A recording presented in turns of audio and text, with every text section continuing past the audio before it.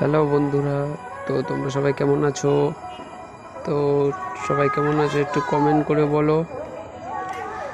তো আমাদের তালদি রাজাপুর বৈদ্যপাড়ার সার্বজনীন শিশি কালী পূজার কিছু মুহূর্ত দেখো কেমন হয়েছে, সবাই একটু কমেন্ট করে বলো। আর সবার কালী পূজা কেমন কাটলো সবাই কমেন্ট করে জানিও।